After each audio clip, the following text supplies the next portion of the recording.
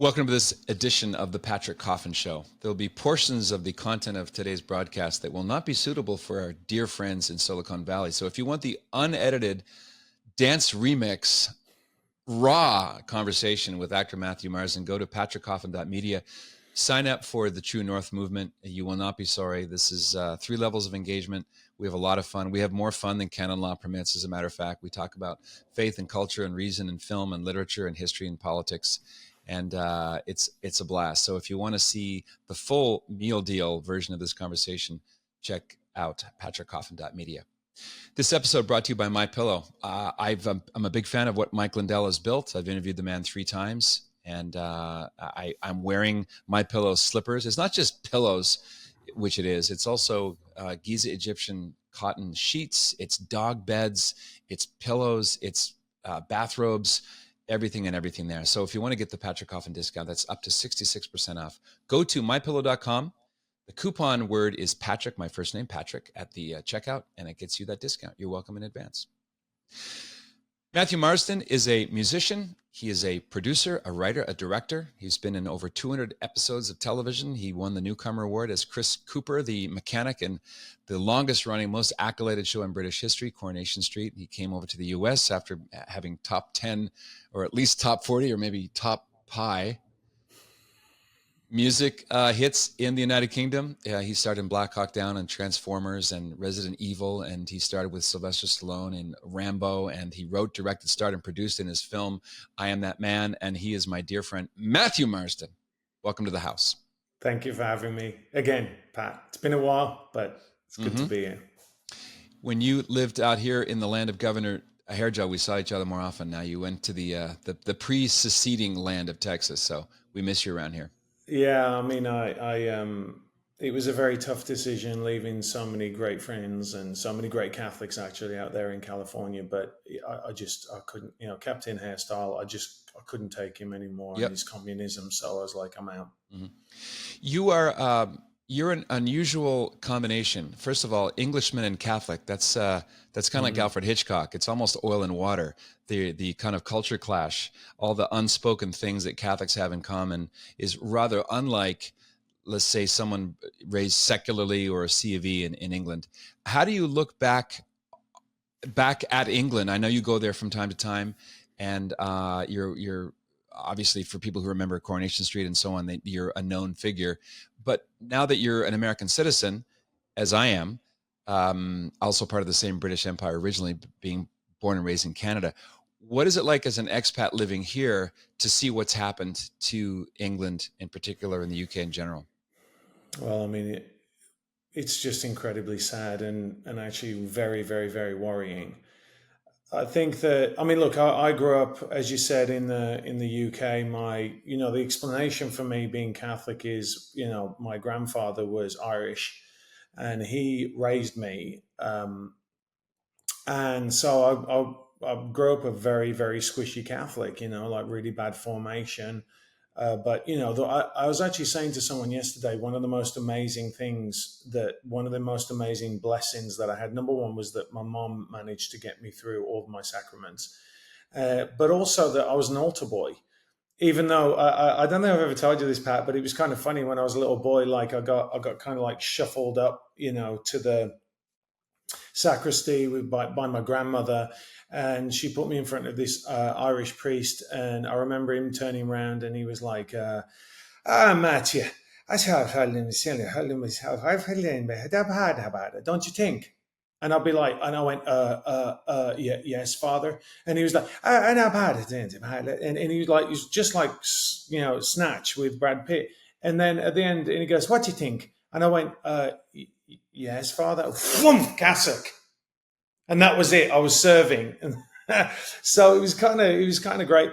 But that, I certainly think being that close to the Eucharist early on in my life, I went away from the church and I came back, was I think it was really instrumental in my formation and being touched by the Holy Spirit. But England, even at that, back then, we would all sing hymns and we would all pray at the end of the day, even in, government schools. And we kind of grew up with that foundation of Christianity. And I think over the years we've seen that erode with scientism coming in and people making God out of other things other than God. And if you don't have a true knowledge of what God is and what it means to people, then it doesn't matter when you're not concerned by another faith coming in and don't really quite understand what that faith is willing to do for its God. So you're Englishman Catholic, which is an odd pair up, English Irish, which is another kind of counterintuitive pair up, and then you come from a successful television career and as a singing artist, recording artist, you land in Hollywood and you get more and more conservative, not more and more liberal, unless I'm misreading your historical tea leaves. The first time I ever saw your name was in an article about World Youth Day in Madrid. And there were portions of what you said to the audience there. And it was like lightning in a bottle. And I knew I've got to connect with this guy because you were complaining about the lackluster enthusiasm that conservatives, and including conservative Catholics, have for the arts, for the whole world of movie studios in Hollywood. Everybody admits that films that can open in every country do move hearts and minds. Everyone admits it, and well-heeled Catholics go to the movies every week. But when you ask them to help you build a mini major studio, or if you get support for a story featuring a top line talent everywhere, they run. They head for the exits. So this is a long-winded way of asking you how you found your footing, not only as a successful actor, you've never stopped working, but somehow you managed to walk a path where you didn't have to sacrifice your principles for the sake of a paycheck. And I know you've turned down a lot of roles, and I'm sure you may not even know how many roles you were passed over because of the public stances you've taken on marriage, on the clot shot, and so on. Yeah. I mean, it's a great question, Patrick, and thank you. So I think that one of the most important things that I've learned on my little journey is to meet people where they are. And I've been very fortunate to have friends like you who are very patient, who have been patient with me in the past, who have been there for when I've asked questions and they haven't judged me. Or maybe they have, but they in my heart, a lot of judgment in my heart. Yeah, loads of judgment. But I think that what it was look, I have always wanted to know the truth. And there's an element in acting where you should try and find the truth. And whether that is the truth in the story, that's one element of it. The other element is finding the truth in the character. And you've seen it all the time. My character wouldn't do this. Like, my character wouldn't do that, right? That's another way of when you're as an actor, you embody the character and you start looking at his world and then applying it to the context that you're in. And once you do that, it's like you as a human being, you know who you are, and you know how you would behave in certain scenarios, or you think you would, right? When you're in those scenarios, sometimes it doesn't always work out depending on the forces acting on it, but you kind of know. It's like, what would you do if a plane was going down, right? Like, what would you do if you got $10 million? You think you know where you are, but at least you've got like a baseline for that.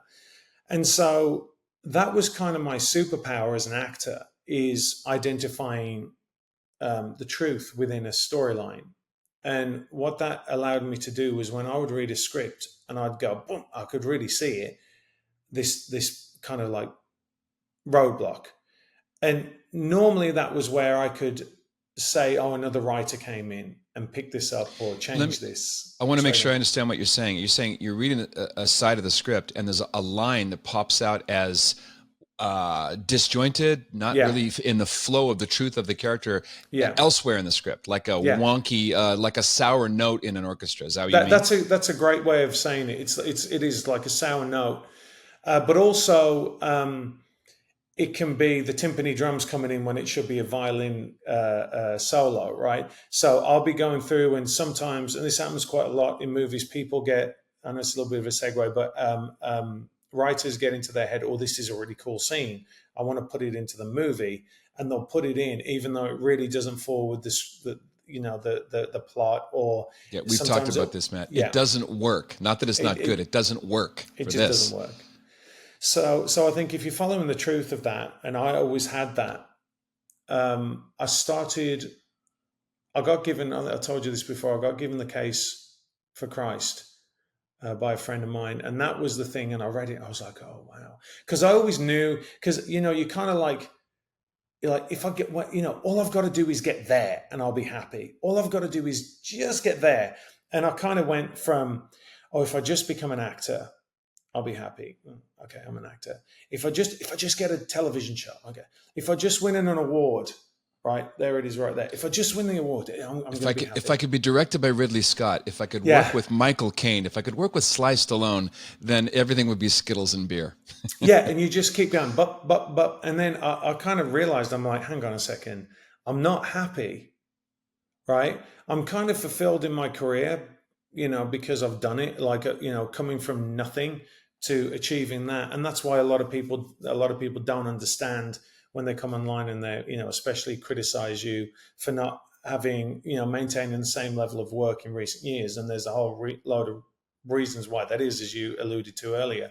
But that's not what's important, right? That's not really what's important. And if you don't figure that out, then you have an issue, and you constantly go and try and fill that void, which is, as they say, it's a God-sized hole in your heart. So, Matt, when you said you got the case for Christ, do you mean the book by Lee Strobel or the script book, for the movie? Okay, I thought you were talking about a acting part. Okay, the book, yeah. No, I was working with this wonderful actress called Joy Lenz, and she just came up to me one night and said, I want you to read this. And I read it, and I was like, oh, okay, Jesus is real.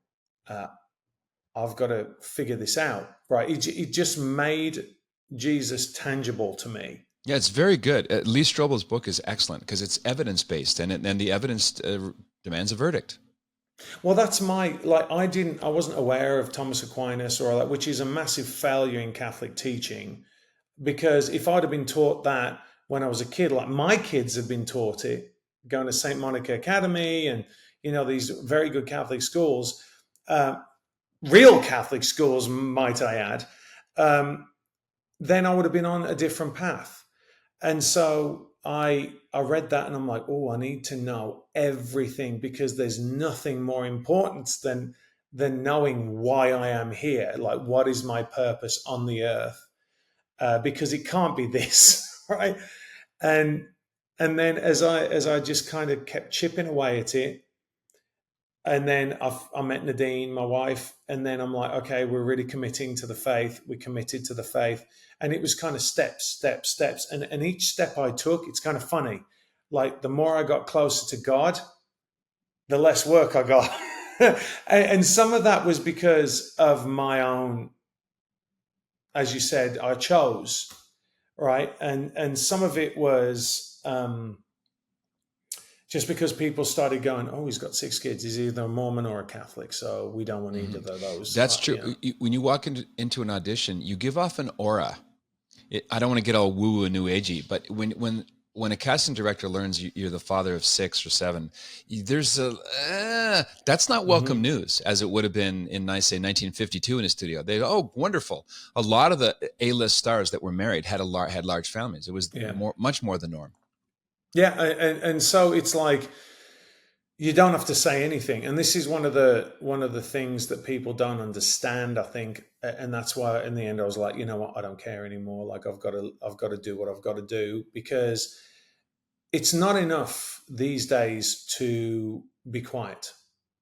It's not enough. You have to endorse. You have to give a thumbs up to the dysfunction, and I just totally live and let live only goes one way. Yeah, oh, totally. They're the most tolerant people on the planet. Yeah, this is I'm doing a deep dive into the before, during, and after Vatican II. Catholics love to say, catechesis for the last 60 years has been in the toilet. Well, what happened 60 years ago? Why from 1965 to 75 was the largest bleed out of the priesthood and religious life? How did this happen? Was it just accidental? Who called the Second Vatican Council? Well, John the 23rd did, out of the blue. I'm still waiting for that springtime for Christianity. It just has never arrived. So let me just say this, Pat. The only places where it is when they're going back. They're When they're going what? back to when they're going back, and they're going to not the TLM necessarily, but they're going back to the Latin. They're going back to the Gregorian chant. They're going back to the Majesty. I mean, that's where it's booming. You can't get into an FSSP parish. It's like, they're packed. The Anglican ordinariates packed. No masks. Everyone sings. Happy, large, above average, large families. True, correct. Super Let me. reverent. I want to ask you about your decision to come to America. I know you grew up in the Midlands area, baggy boy to the death, and after Coronation Street came out, you had some Beyoncé, Destiny's Child, did backup for one of your singles, correct? Yep. And you couldn't really go anywhere. Tell the story of showing up at a mall and 25,000 screaming fans arrived. Yeah, it's funny how you say like that. Fame is fleeting, right? So yeah, I was doing Coronation Street, and I got asked to turn on the Christmas lights in my hometown where I was living, Walsall. And I got on the train from Manchester. It's all like a dream now, right? Because none of my kids like even so. So I get off the train, and as I'm getting off the train, there's just wall of cops. And no, I wasn't arrested for what I posted on social media. But I get off, and they're like, "Hey, Matt, how you doing?" I'm like, "What did I do?" Basically, And they were like, "Oh, no, we need to give you an escort." And I'm like, really embarrassed by it, right? I'm switching on the lights, but really, like, I don't want to be that guy. And I said, "Do I have to?" And they were like, "Oh yeah, you have to." He goes, "There are so many people there," and I'm like thinking, maybe a few hundred. There's hundreds of people there jamming the square. Yeah, and I get out, and he's like, and I'm like, "What's this?" And I'll never forget it. It was a Mitsubishi Shogun, which is now they call them Pajeros over there because they imported them. A Mitsubishi Shogun, and he said, "We've got that because we want you to like stick your head out the sunroof as you're going in." I'm like, "What is going on?" And so I'm like, okay, like kind of embarrassed. And I get in the car, and they've got the motorcycle outriders. This is from the train station. It's not far at all. And they drive me around the corner, and there's just thousands of people. And I'm like, who are they here for? And I'm like, this is crazy. And, I go down, I get out the car. It's like crazy. I switch the lights on. It's just manic. And the funny thing is, I have no record of it. I mean, I think there are pictures in the local newspaper, but I had someone. The reason why it came back to me was I went back to England last year, and someone came up to me and they went, "Do you remember you switching the lights on?" And it's so surreal. It's like a weird dream. But yeah, no, I couldn't do anything. I couldn't go anywhere. I got stuck once. It was Christmas Eve. I think it was 1990. I was actually talking to a friend of mine about it, and we went to Marks and Spencer's, which is like, Whole Foods or whatever. And I'm going to get a turkey on Christmas Eve because in the UK they have turkeys, right? And I get there, and me and my buddy who's a builder got stuck like in where you pay. And they were like, and I was doing the whole cap thing. Because things have changed in the UK. Over there, at that point, the show that I was on had 19 million people watch it per night. Yeah, people here don't understand the Corey cult, the cult following, and the devotion. It was massive. And it spans generations now. Yeah, it was massive, and it was just huge at that point as well. I think that it got bigger ratings by like a couple of million a couple of years before I got there, or a year before I got there. But when I got there, it was solidly 19 million, 17 to 19 million in a country of 55 million. That's a lot of people. So yeah, it kind of really changed my life. I wasn't ready for it. And then I always saw myself as an actor rather than a celebrity. So I was like, okay, I'm leaving after a year. I won the award and I got out. And then I did the music for a year. Then I was very fortunate to work with Michael Caine in a movie, and that got me a lot of attention in America. I was auditioning. That was Shine?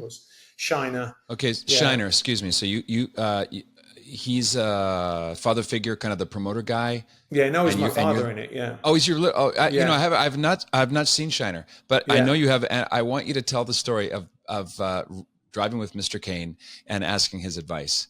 But before we get there, yeah. what do you remember? Was it a Kennedy, like sort of an anti-Kennedy moment? Do you remember where you were when your agent said, "You got the part. You're I going to play do. I Michael do. I Caine's remember son"? exactly That where must I have been a was. weird pinch me, room is spinning moment. The whole thing was weird because I'd just done the music, right, and I sang in front of 35,000 people, played Birmingham City Centre in 1999 on the Millennium, so in front of loads of people, and I'm doing a play in the West End. It's kind of off West End, a place called the King's Head Theatre, and I remember walking to go to do the evening performance, and my agent called me and she went, "You've got the role." And I was like, uh, it's like if you're looking at your career trajectory, like that's what you want. You in England, you want to like do theatre, then you want to do TV, then you want to do. I mean, or like quality TV, but Coronation Street was massive then, so and had great actors in it. Ben Kingsley's done it, and whoever. And then you want to get into British movies, but you get into British movies with the godfather of British acting. I mean, it's like he was the biggest star. So yeah, it was kind of weird, and I remember going to the read through, and I hear this voice going, "Do you know? You go do that," and I was like, "That guy sounds just it is, it's him," and he was super humble, and yeah, so I was in the car with him, in the back of a car. You got a great memory, and we're shooting a scene where I am being like I lose a fight as a boxer. He's my dad, but he's also the promoter, and I'm this boxer. And I go to we're going to have basically a confrontation about why I lost the fight, and I'm in the back of the car, this limo, and I just turned around to him. I said, "Michael, do you have any pointers for me? Is there anything I could do better?" And he just goes, "You're doing just fine, son." And I was like, "Is that it?" And then the funny thing is, I see him on Parkinson, which is, for those of people who don't know who Parkinson is, he's kind of like I guess, like a Dick Cavett, right? I mean, Yeah, that's what or you'd a say. Carson, yeah, very Or a hugely popular Carson, late night conversation show. huge talk show host. And he asks him that question, "Do you ever give people advice?" He said, "Well, when I was a youngster and before I got Zulu, which was his big break," he said, "I asked an actor if he had any advice for me, and he goes, 'Yeah, quit.'"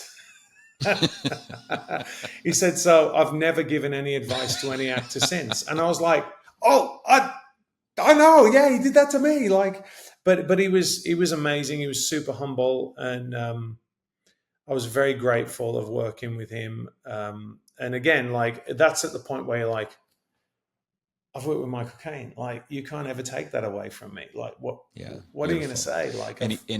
Like, As with all the greats, watching him in interviews through the years, he's never really changed much. He's no, just been strikes me as a really regal prince of a guy, he is. genuine, common touch, everything. He is, and he came from a very working class background, and I think that's why he's worked up until he's 88. Because he still has that mentality, like, "No, I'm going to work." And he's a multi millionaire. It doesn't need to work, but it's that mentality of I'm going to keep working, and I loved working with him. Now, this is fun. I don't want to linger too long on anecdotes, but they're so good. I wanted to ask you about your relationship with Ridley Scott, because Ridley would send you handwritten things after a movie, like say Black Hawk Down. How did that audition go? What was the format, and how did you learn that you were going to be in Black Hawk Down? Oh, that's a great question. So I came over after I did Shiner. I got a lot of attention from agents and managers, and they started flying over to meet me in the UK. Again, that was kind of like, what is going on? Like, this is what I've heard about. Like, is this Hmm. really it? Is this Which it?